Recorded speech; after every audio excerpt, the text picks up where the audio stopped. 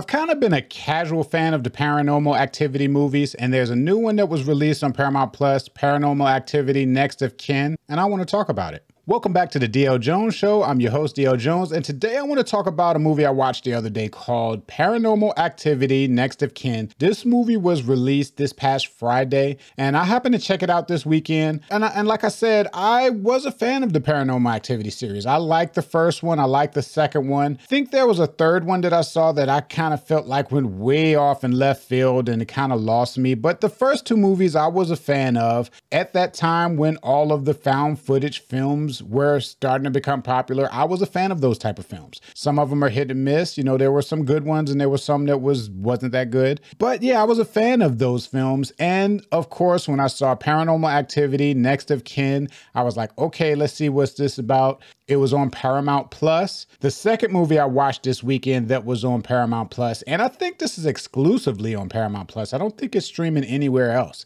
But yeah, Paranormal Activity. Let's look at the IMDb, check out the synopsis that they have, and then we'll get into the movie, what it's about, and what I think of it.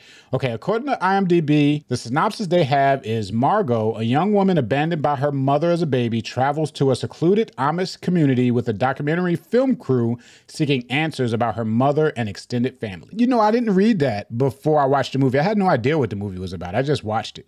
And the movie is basically that. You know, they pretty much encapsulated it all in those couple of sentences. This movie stars Emily Bader, Roland Buck III, and Dan Lippard. And those are the three main characters. There are other characters, but a lot of them are like kind of forgettable faces you see here and there. I'll put up on the screen like the image of all of the characters that's in the movie according to IMDb.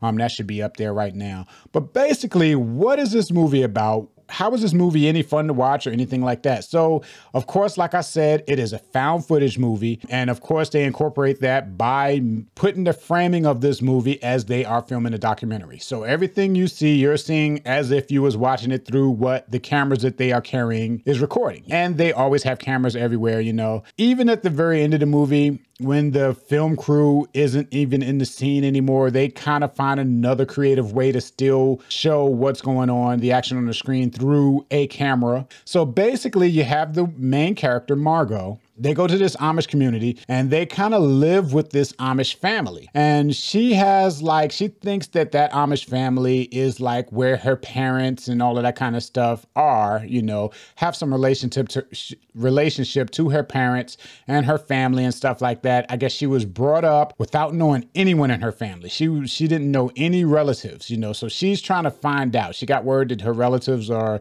somehow tied to this Amish community.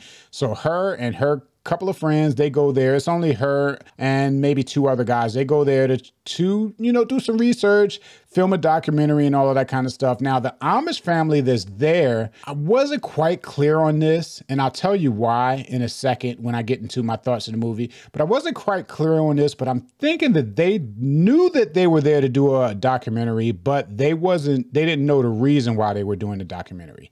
They just thought they were doing a documentary on Amish families, you know. So they get there, and just like all of these movies, they got the typical thing where they have the setup and they have the framing of the outline of the movie. And then as time go on and as they start looking into things, they start uncovering weird things that doesn't make sense. And then they investigate those weird things and they uncover more weird things until they get into the spooky stuff. When it comes to found footage films, that part of it is kind of fun. To me, they're fun, which is why I kind of, you know, was all in on those when they were popular back at the time when they was starting to come out, is that, you know, you're looking at this stuff. I got a thing about discovering things as the viewer at the same time as the people that's in the movie are discovering things. And I think that's the fun part of the movie, because while things are being uncovered to them, they're also being uncovered to you, and not uncovered to you as a viewer of the movie, but uncovered to you in the same fashion as they're being uncovered to them. Sometimes they're being uncovered to you and they don't see it. The characters in the movie don't see it until later. Like, you might notice things that they don't notice. And all of that kind of stuff is fun to me, you know, like the characters recording and doing this stuff, and the characters already thinking some weird stuff is going on.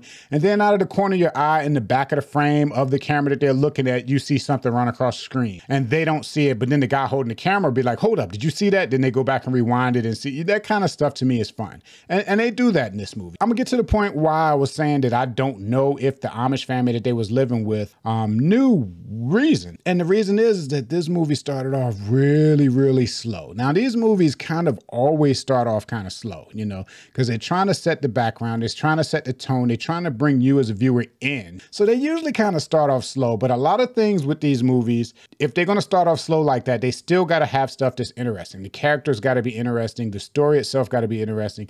I didn't find the characters interesting at the beginning. I didn't find the story interesting. Nothing about the beginning of this movie intrigued me enough to where I could fully pay attention to how slow things moved at the beginning. By the time they got into the movie and the stuff started happening that captured my attention, I missed some things. Like, I missed if the Amish family that they were staying with knew the reason why they was filming the documentary. I missed it. I don't know why. I don't know if they knew or not. I don't think it mattered if they knew or not, but it was just so slow in the beginning that I was half paying attention and I missed if they knew it or not. And that's the problem with some of these movies when they have like the slow build at the beginning.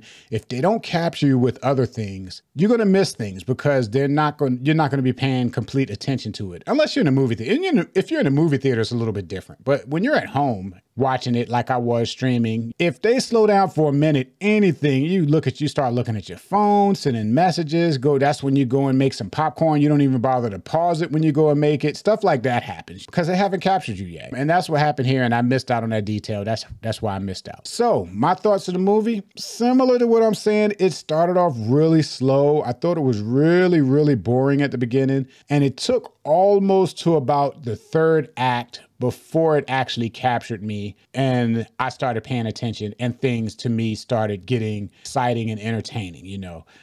So that's basically my feel of the movie. I feel like if you can hang in there, you know, if you can hang in there, you will have a decent experience by the end. This will satisfy that, but you have to stick through the very slow beginning of the movie to get to the end, to get to that point. And even saying that, while the end is a lot better and there is a payoff, is still only mildly entertaining. And I guess that all depends on, you know, if you're in the mood for it, you might get more out of it than I did. I didn't get a whole lot out of it. It was enough to where right around the time where I was thinking, let me watch something else, it captured me enough to push through to the end. And I was somewhat satisfied with how it ended, with the last act. But yeah, it was like about 5 minutes away from me going to watch, I don't know, something else, you know, on Netflix or something. But luckily I stuck through and I was pleasantly surprised because it did get better and it did kind of end on a note where I was like, okay, yeah, this is what I expect from a Paranormal Activity movie. I got what I was like, looking for when I pressed play at the beginning of this movie. I want to say on Rotten Tomatoes, it's about 53%. And I would say it's probably about that. It's about 50%, 50, at the most 55%. If I was to guess how many people, the percentage of people would recommend this movie to someone. And I think it's all situational. I think it's all about, you know, if you're looking for, like I said this in my Halloween Kills review, if you're looking for a good movie, you're looking for a movie where you're going to walk away and be like, okay, that was a good movie. This isn't it. But if you're looking for a movie that fits a specific type of mood, creepy, spooky, I wouldn't necessarily say it was scary, but it was spooky and creepy. If you're looking for something like that, by the end of this movie, you will get that. But yeah, that's Paranormal Activity, Next of Kin. It's one of those movies that if they make another one, I may watch it, but I won't rush out to see it. You know, they kind of lost me around the third movie. I think the third movie had something to do with witches and stuff. And they kind of extended that, you know, instead of the first movie being like some spooky stuff, it's kind of, the first two movies were kind of small, you know, they were in a house, you know, dealing with the family and stuff, but then they kind of expanded a little bit in the third movie. They brought in this, I guess all of it was supernatural, but they just made it a larger supernatural story where they go from having one demon that's terrorizing a house to